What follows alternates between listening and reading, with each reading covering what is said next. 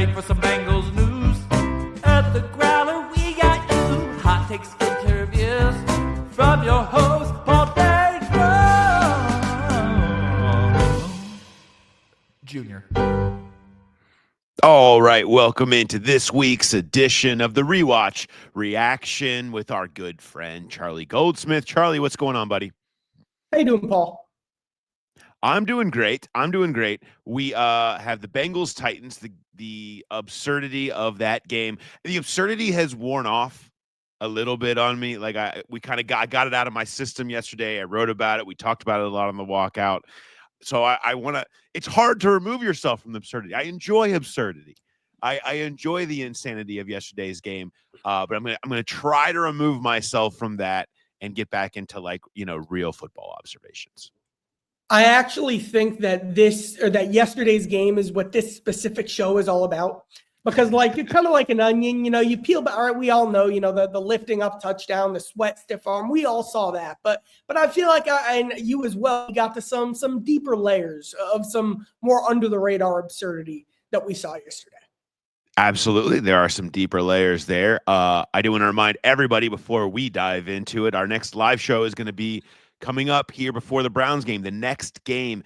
10 o'clock, we will start down at BetMGM Nation Kitchen and Bar at the Banks. Bengals kicks off at 1. It's our Christmas show. We're going to have gifts galore. Come on down, and you can win anything from jerseys to gear to you name it. We're going to be giving away tons of stuff as our thank you to all of you guys for being such great Growl pals this year. So come on down to that. Still working on getting Mark into a Santa suit. We'll see if I can pull that out, but we hope to see you down there. All right.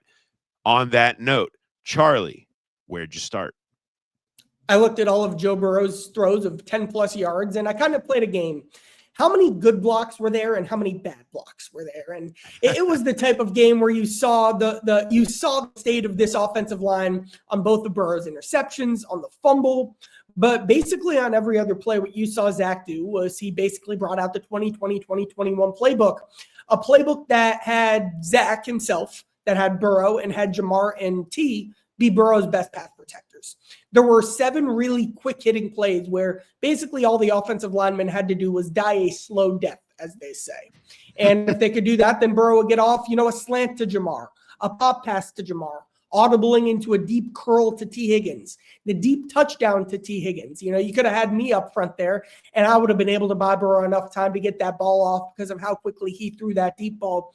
It was a great reminder that the Bengals have had to change who they are right now because of the limitations they're facing up front. But so much of what Jamar, T, and Burrow escaping sacks, and then Zach too deciding a game plan, they all do have some wrinkles in their pocket to keep the offense scoring 37 points on a day where the bad severely outweighed the good up front. Yeah, I love you talking about the T pass. I want to pull that one up here for those of us watching on YouTube. Please subscribe to the YouTube channel and take a quick peek at it. Watch how quickly to get a ball that deep out, Cordell just gets wiped, and to get the ball out that fast, knowing the spot, and then trusting your receiver to be the one to go get it. Not great from Cordell Volson. So you just have Arden Key go right around him. But to get a 38-yard touchdown pass off that quickly with that kind of pressure, hold it to the last second. Burrow talked about this yesterday. He talked about just the ability to kind of see it. The moment he sees, watch the safety, 37, dips down. And the moment he sees just that little hesitation to the front and what's in front of him, Burrow knows that's where he's unloading it. And T, just elite wide receiver play. Just unbelievable to go to the clean release, stacks the receiver, tracks the ball that came in a little underneath, and then obviously beast at the catch point, holding on for a deep touchdown pass. Just the type of stuff that you get with Tee Higgins on your team that you don't have if you try to replace him with a second level, a tier below. That's the type of stuff that you lose. You don't have that play. Yeah, I'm going to call this the T is a need play, because let's say this is like who's an average wide receiver in the NFL. Calvin Ridley's above average, but let's say that's Calvin Ridley running that route. there's not as much faith. And Calvin Ridley is like another $100 million receiver, but there's not that much faith in Joe Burrow, from Joe Burrow in Calvin winning that route in that way that T did. And if Joe Burrow has to hold on the ball for an extra second, well, you thought 49 got a piece of him there. Imagine if Burrow is still holding the ball. That would have been, 2020 level type hits. Tee Higgins does help protect Joe Burrow. I'm going to say this a million times as we have this positional value debate. And there were a lot of plays like this over the course of the game too. A deep curl in the second quarter. Higgins making himself available just in time on a third down late in the game on a scramble drill. Like, there are moments, and the touchdown was the perfect example you see. The faith in Tee Higgins helps Burrow get rid of the ball quickly. And again, that's a different way of protecting Burrow from taking hits. You obviously can't have a bad offensive line. It's not workable in the long term to have a unit as bad as it looked yesterday with some backups in there for sure. But you also don't need $20 million guards in there because what you're getting from the receiver position can mask so much of that. Let's talk a little bit about some of the offensive linemen. I wanted to look because I felt like we spent a lot. I didn't have the heart to watch Cochran reps. I just didn't. You know what? I thought he was admirable in general. Early on, he fought hard. He fought hard. He fought like a try hard practice squad guy, right? And good, and that's great. And which, by the way, I haven't talked to Devin Cochran a ton, as over his time. Really, just a surprising voice for a giant man. It's very like high pitched and soft, and he's like a little like high pitched teddy bear, which you wouldn't expect. Good, but fought hard. I didn't have the heart to go all the way. Struggled early, certainly, and you're thinking, what kind of day is this going to be? And it was okay enough. It was okay enough. Cordell had his fair share of problems. Kappa was okay, whatever. We know what he's been. Ted Karras had one. We gave up a hit. Amarius Mims was just a rock. Harold Landry was just like, get me off this. I want off the ride. And then they brought in 99, who I'm not super sure about his background, but he didn't have any more success than Harold Landry did. And you're seeing this now more and more. And last week we talked a lot about Mims because he held his own with Micah Parsons, and he was up against the best of the best. And yeah, Micah got some wins, but he did enough, right? And then today you see against an average edge rusher in the NFL just demoralized by having to go against Mims. And you're seeing him more and more grow into that role. I mean, dudes weren't even sniffing Burrow every time he dropped back. And granted, you're right. There was a lot of quick game. There was a lot of them protecting Burrow with the types of passes they were doing. But any true pass set, there were a few chips, but not many. And it was just Mims just kind of dominating his battle. And he's quietly, and that's what you want to be as an offensive lineman, quietly really turning in a fabulous rookie season to set himself up as one of those cornerstones we keep talking about. So put yourself in Frank Pollock's shoes right now. You're designing a pass protection plan with this group. The one thing you can count on is they're not getting around Amarius Mims. So like when Zach comes up with his game plan, he starts with, getting the ball to Jamar. When Frank comes up with his game plan, where he starts is, all right, them not being able to get around Amarius is the foundation of everything the Bengals are going to be doing up front. He's still getting beat on some inside moves. You see those rookie moments. Rookie moment is what with the cadence yesterday on that one play where they didn't get the snap off and was a false start. But again, beat on an inside move. Probably you could assign with him and Kappa the blame on the fumble that Sweat then returned. But like one of my favorite plays of the game, again, to bring it up, the 3rd and 10 scramble drill to T late. One of the best examples of just demoralizing edge setting that I've seen from a right tackle. And that's who Amarius is. I mean, like, there's no question, there's no debate, there's no conversation about it at all. You are not getting around him. And that's pretty special to see from a rookie. One more shout out as well, a 18-yard pass to Jamar Chase, I believe in the second quarter. Mims set the edge, and then he needed a little more help. And boy, Chase Brown sacrificed his life to make sure that Joe Burrow got that extra second. I really think you're seeing Chase step up in pass protection on the Hubbard touchdown too. Chase Brown was another guy who you really knew what you were going to get from and continues to ascend in that area of his game. Yeah, Chase Brown's just becoming such a fun player, such a fun tool for them to use. We talked a little bit about him last week.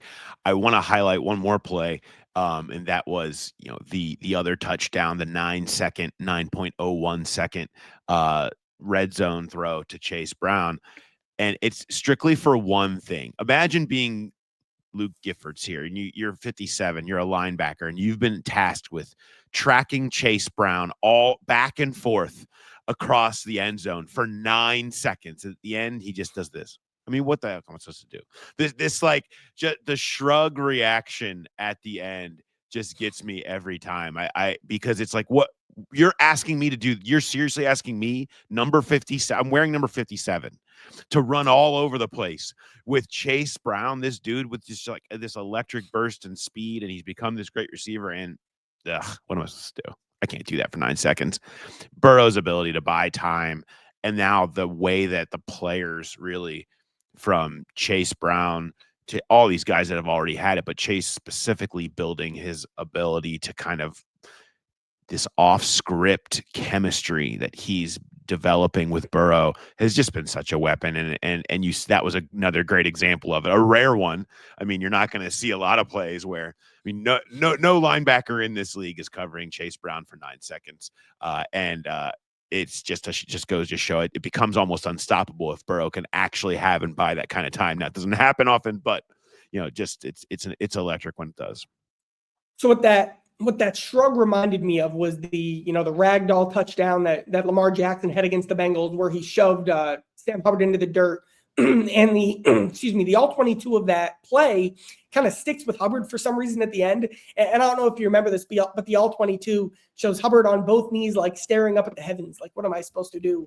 And Gifford's reaction kind of reminded me of that. And it brings me back to the conversation we had on the Burrow show that we did during the bye week, which is that, like, stop just talking about Burrow as a processing, finding completions, accurate, aggressive quarterback. Like, he's doing the Lamar Jackson, Josh Allen stuff too. Maybe not as much raw speed as them, but maybe comparable to Allen, but definitely more than Jackson, with some more strength that you see as he shrugs off these sacks. And when defenders go at his shoulders, it's just a losing proposition every time. Like, he has these wrinkles that he shows in the pocket that, again, is Jackson-esque, Mahomes-esque, Allen-esque. And it's what has him firmly in that tier as one of the top quarterbacks in the league.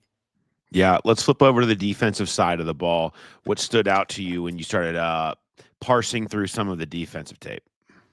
I mean, you got to start with Mike Hilton on a defense that's been begging guys to make plays Lou's been begging for guys to make plays all year. It was a vintage Mike Hilton game, and he still gave up 3 catches on 3 targets. The coverage area of his game isn't a strength of his right now, but you see him defeating a block on a screen. You see him timing up the cadence perfectly and storming against the run. You see him filling his lane patiently, sealing off the outside angle and getting another tackle in the backfield and an interception on the tip ball as well. Like, those instincts, that awareness, like, just a reminder, that's exactly what the Bengals defense needs. And, looking into next year, it might not be Hilton, the one doing that in the slot, but that type of feel and aggressiveness, and I know what I'm going to do and you can't stop it mentality that Hilton showed specifically on those run plays. I mean, that just goes such a long way in this defense.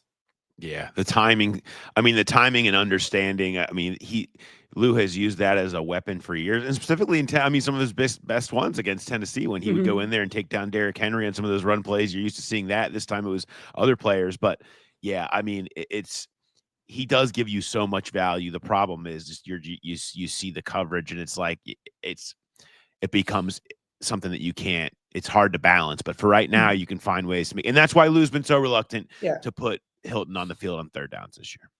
But what you're getting on 1st and 2nd down, like, it might not be Hilton doing that next year, but, like, you still need that for whoever your slot corner is or whatever your plan is in the secondary. You still need that element in all of those, plays that I think those Hilton plays, like, either you know how to do it or you don't. The Bengals need that type of player in their defense. Yeah, we'll see if that ends up being Dax Hill or somebody from the outside or somebody developed. TBD. We won't try to solve that problem. But you're right.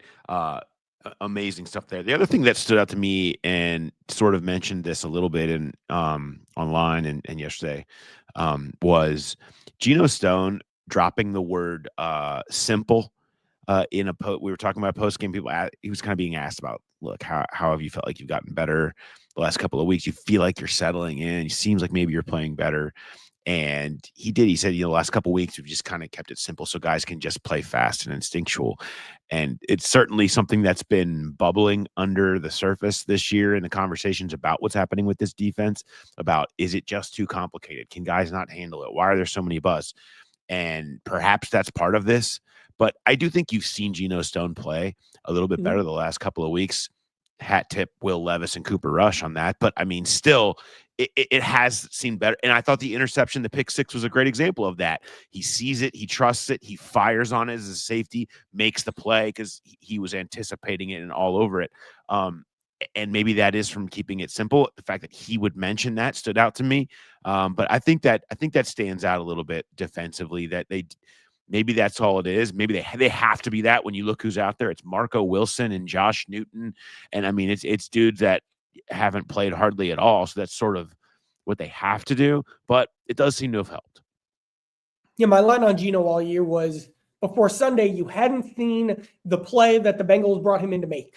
You hadn't seen, all the skills, the first step, the vision, the range, the instincts. You had seen none of that translate into any specific play. Even the blitz last week, that wasn't necessarily the Geno Stone playbook right there. Well, that was a perfect example of why the Bengals brought him in. And the bad still significantly outweighs the good.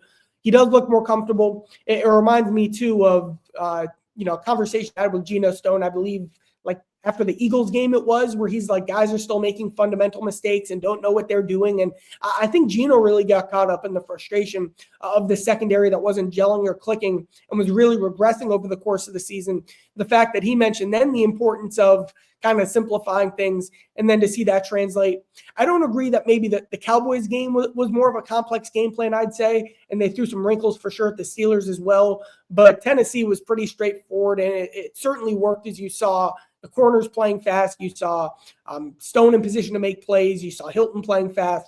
It all clicked and gelled. And again, hat tip to the quarterback for it's tough to rank, who was worse, DTR, Daniel Jones, Gardner Minshew, Will Levis, but they're all right there. But definitely a bad game helped. But you're starting to see a defense do more little things to set up these turnovers. And that was something I thought was interesting. While the turnovers were easy, there were little things that were even more promising than the guy who made the play that were happening behind the scenes.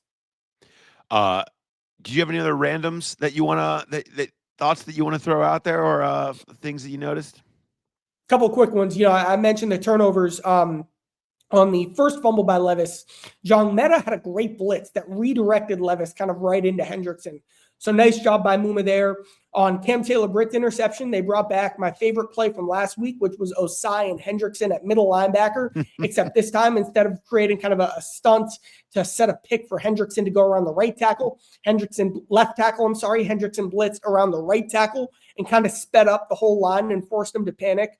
The fumble that Battle ended up dropping in the end zone, we've obviously all given McKinley Jackson credit for forcing that. Give him a little extra credit for forcing it twice. The way he didn't just make the play, the way he followed the ball showed just kind of a pure athleticism from a massive guy and a suddenness to him. He ended up making another play and diving on top of the running back to make sure he got there. And then the season high 5 pressures for Myles Murphy. He was credited with 4. I'd give him 5. You saw him just bully J.C. Latham, who doesn't get bullied much in his life, on a straight bull rush. You saw a nice twist from the defensive tackle position. You saw his speed as he chased down the quarterback. Some nice little moments from Myles Murphy, another guy who's taken a lot of heat this year, but you got to bring up the good when you brought up the bad over the course of the season. Yeah, I mean, Murphy, it hasn't totally gotten there, and this wasn't his toughest matchup, but still, you're taking any progress that you can get. We're out here talking about defensive linemen making plays and having an effect on the game. They'll take that even if they're, playing somebody's JV team at this point, when you consider the way that the non-Hendricksons have gone up front this year. All right. Great stuff, Charlie, as always. I certainly appreciate it. And we will come back next week after the Bengals play the Browns on Sunday at Paycor Stadium. That always gives us some fun stuff. Some Myles Garrett tape, maybe some DTR tape. We might have some we might have some Dorian Thompson Robinson. That might be I'll give him the hat tip. He was the worst quarterback I've seen this season. Yeah. Who knows what's going on. I was kind of looking forward to getting a view of the Jameis show, and I'm sure the Bengals secondary looking for some picks was probably kind of looking forward to potentially getting the Jameis show as well. But we shall see what unfolds. But I'm sure we'll have plenty to look at when we do that next week. All right, Charlie, have a good one. Have a good one.